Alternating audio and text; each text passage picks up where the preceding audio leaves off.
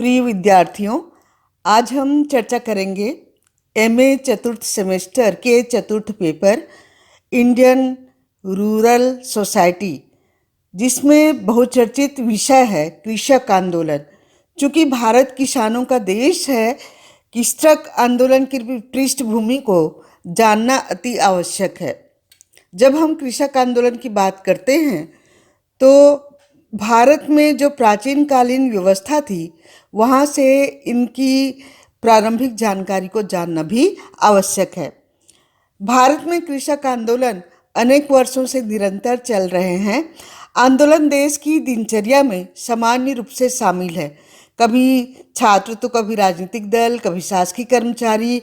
आज समाज का हर वर्ग जो संगठित है, सचेत है और अधिक से अधिक सुविधा प्राप्त करना चाहता है, वह आंदोलन करते हैं। भारतीय समाज में आज भी कुछ ऐसे वर्ग हैं जो असंगठित है और अपने अधिकारों के प्रति कम जागरूक है। वह वर्ग है किसान।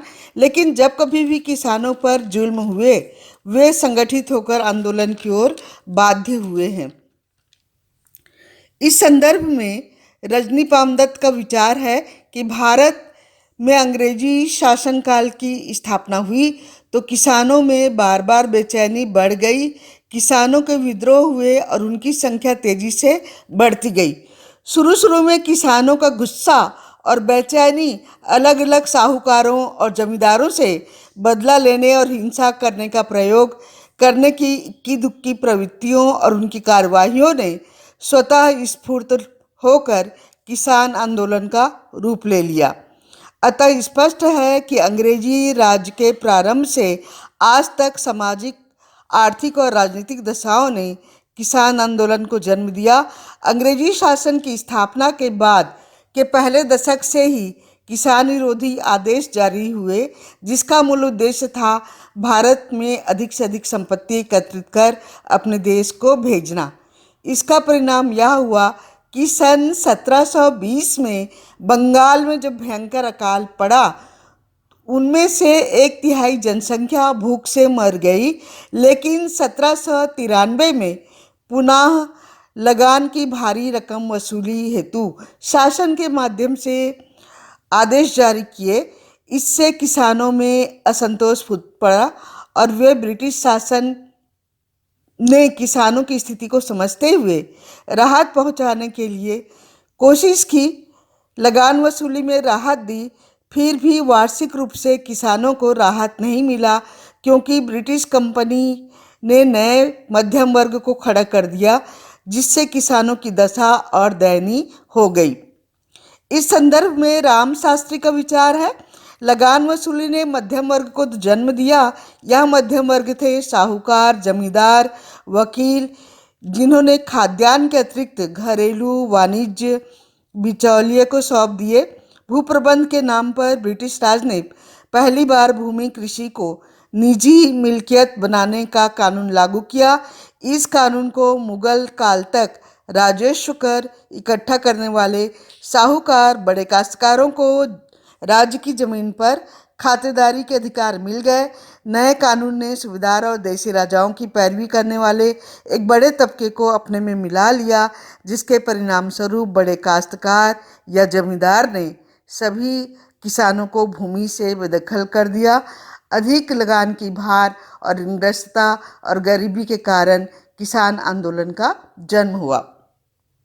अब हम बात करते हैं भारतीय कृषक आंदोलन की सामाजिक संरचना की।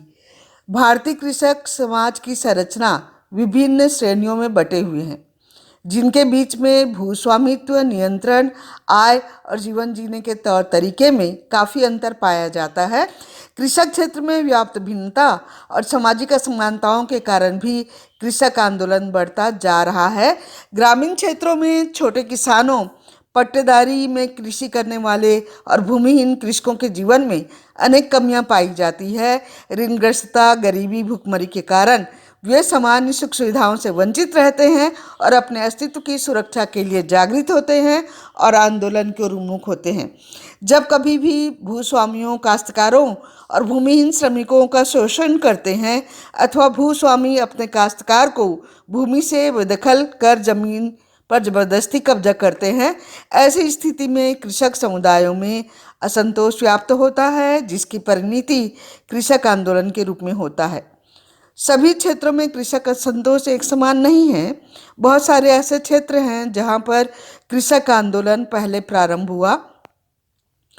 आंध्र प्रदेश तथा तमिलनाडु, कावेरी के डेल्टा, पश्चिम बंगाल और केरल में कृषक असंतोष अधिक है। भारत में कृषि श्रमिकों की संख्या निरंतर बढ़ रही है, उन्हें पूरे वर्ष भर रोजगार नहीं मिल पाता। ऐसे में कृषक तनाव बढ़ जाता है और तनाव और असंतोष कृषक आंदोलन की ओर उन्मुख करने के लिए प्रेरित करते हैं। कृषक आंदोलन के अर्थ और परिभाषाओं को मैं उल्लेख करना चाहूँगी। किसी भी प्रकार का तनाव आंदोलन को जन्म देता है। तनाव और आंदोलन एक दूसरे से घनिष्ठ रूप से जुड़े हुए हैं। कृषक आंदोलन मुख्य रूप से कृषि आवश्यकताओं से संबंधित है। आर.बी. पांडे ने इन्हें स्पष्ट रूप से दर्शाते हुए कहा है, कोई भी आंदोलन कृषक आंदोलन हो सकता है, बशर्ते उनका मूल उद्देश्य कृषकों के अधिकार की लड़ाई हो, चाहे वह कृषकों द्वारा गठित हो अथवा अन्य समूहों द्वारा। प्रोफेसर आर सिंह ने इन्हें दर्शाते हुए कहा है, हिंसा अथवा हिंसा का भय दिखाकर जब खेतिहार, मजदूर, भूमि स्वामियों अथवा संबंधित सरकार को झुकाने का प्रयास करते हैं तो उन्हें हम कृषक आंदोलन कह सकते हैं। अतः स्पष्ट है, कृषक आंदोलन कृषक समुदाय, लघु सीमांत कृषक, काश्तकार, कृषक श्रमिक द्वारा किए जाने वाले संगठित और सामूहिक प्रयासों के रूप में परिभाषित कर सकते हैं, जिनके द्वारा वे भूमि के उपयोग, नियंत्रण, स्वामित्व की प्रणाली, कृषि उत्पादकों की बटाई, पारिश्रमिक संरचना, ऋण और संस्थागत सहायक अवस्था और सामाजिक आर्थिक जीवन के अन्य पहलुओं को परिवर्तन करने की आकांक्षा रखते हैं। कोई भी आंदोलन अचानक नहीं होता, उनके लिए कई न कोई कारण अवश्य होते हैं। बिना कारण के किसी भी आंदोलन की शुरुआत नहीं होती। उन कारणों का उल्लेख मैं निम्न बिंदुओं के आधार पर करना चाहूँगी। सबसे पहले कृषक आंदोलन की पृष्ठभूमि के आधार पर मैं बताना चाहूँगी कि कृषक आंदोलन की जो प्रारंभिक पृष्ठभूमि थी, उनके कारण जो आंदोलन हुए हैं वह अधोलिखित है। पहला है ब्रिटिश काल की शोषणकारी नीतियाँ। ब्रिटिश काल के द्वारा जो लगान वसूल करने की शोषणकारी नीतियाँ थी, उनके कारण भी भारतीय कृषक आंदोलन की ओर उन्मुख हुए। वे बहुत ज़्यादा लगान वसूल करते थे। दूसरा है अंग्रेजी शासकों द्वारा उत्पीड़न। अंग्रेजी शासक भारतीय किसानों को बहुत ज़्यादा प्रताड़ित करते थे। बेगारी से काम करवाते थे, बदले में उन्हें ज़्यादा कुछ नहीं मिलता था, जिसके कारण भी आंदोलन हुआ। तीसरा है निर्धन किसानों की ज़मीन को हड़प लेना।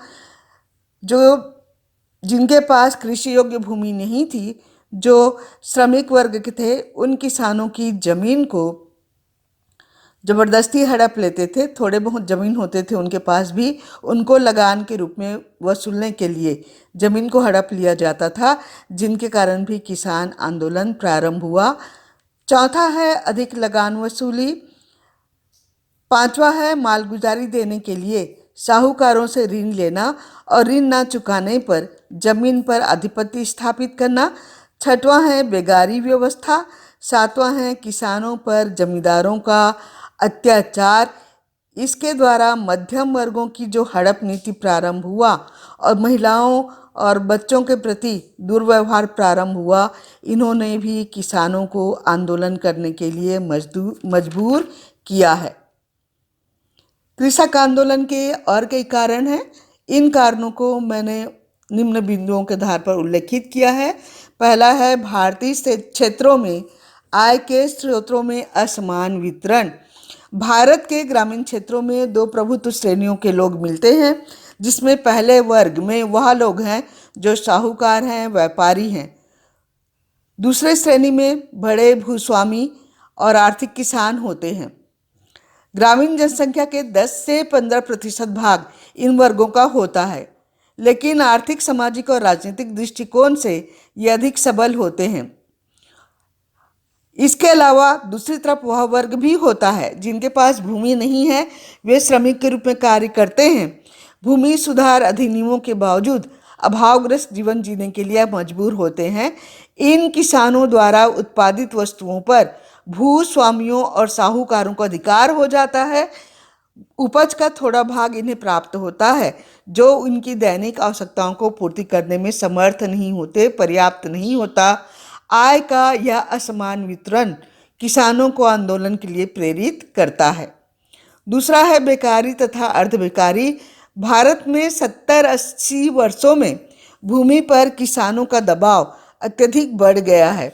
जनसंख्या वृद्धि के अनुपात में देश में व्यापार, वाणिज्य और उद्योगों का विकास नहीं हुआ, जिनके कारण ग्रामीण क्षेत्रों में कृषि पर अत्यधिक निर्भरता बढ़ गई है। पूरे वर्ष भर इन्हें कठिनाई से काम मुहैया होता है, कई दिनों तक यह बेरोजगार रहते हैं।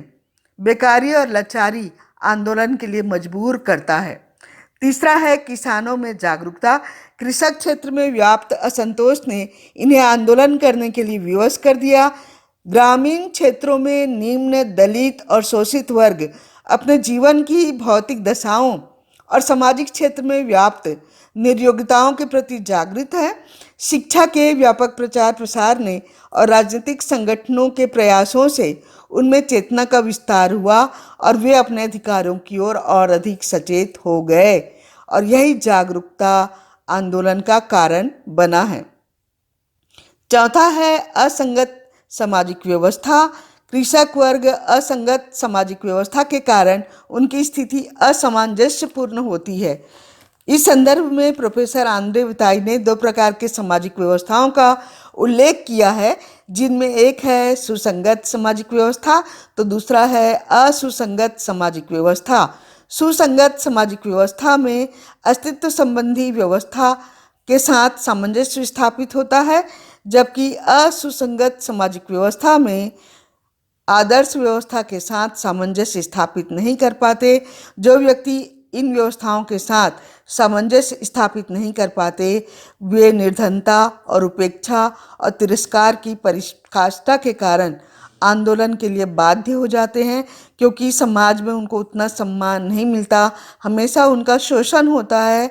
निर्धनता और गरीबी और तिरस्कार की भावना आंदोलन के लिए प्रेरित करता है। पांचवा है राजनीतिक कारण। ग्रामीण कृषकों के दृष्टिकोण में परिवर्तन हुआ, राजनीतिक अधिकारों के प्रति वो जागृत हुए, शिक्षा का व्यापक प्रचार प्रसार हुआ, भारत में कई संविधान बने जिसके कारण भू संपत्ति संबंधी अधिकार नियम पारित हुए। अब व्यक्ति यह समझने लगे कि वे अपनी परिस्थितियों में स्वयं से परिवर्तन कर सकते हैं। भूमि सुधार अधिनियम के परिवर्तन लाने के प्रयास के बावजूद भी कुछ लोगों को इसका लाभ मिल पाया है और कुछ लोगों को लाभ नहीं मिल पाया है। वर्तमान में भूमि हड़प नीति की ओर लोगों का झुकाव बढ़ा है। लोगों में भूमि वितरण संबंधी असमानताओं ने आंदोलन का रुख तीव्र किया है, क्योंकि समान वितरण नहीं होता, केवल सक्षम लोगों को लाभ मिला है और असक्षम लोगों को इनका लाभ नहीं मिला है। छठवां है कृषक समाज की संरचना।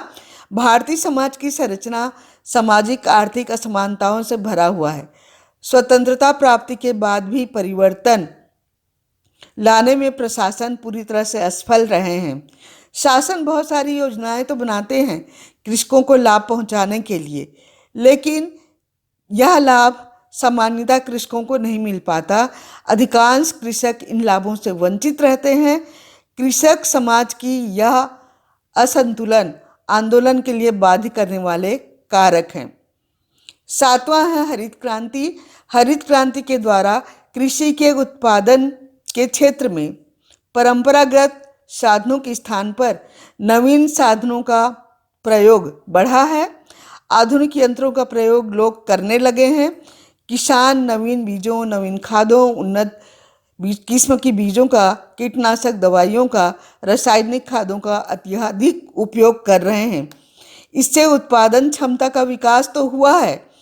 हरित क्रांति का लाभ गांव के बड़े बड़े साहूकारों, मालगुजारों और बड़े किसानों को होता है।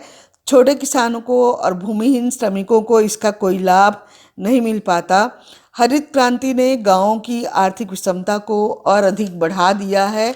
उच्चता और निम्नता की खाइयाँ बहुत ज़्यादा बढ़ गई है, जिनके कारण भी आंदोलन प्रारंभ हुआ है। अतः हम कह सकते हैं कि ऐतिहासिक और वर्तमान नीतियों के कारण कृषक आंदोलन हुआ है। जब कभी भी समाज के विभिन्न वर्गों में असंतोष व्याप्त होगा तो उनका प्रतिफल आंदोलन होगा। आंदोलन को रोकने के लिए इनमें समुचित सुधार का प्रयास किया जाएगा। जो अनियमितताएं हैं, आय का असमान वितरण है, उन्हें सामान्य करना पड़ेगा। शासन की जो नीतियां हैं, उन नीतियों का सुचारू ढंग से संचालन करना होगा।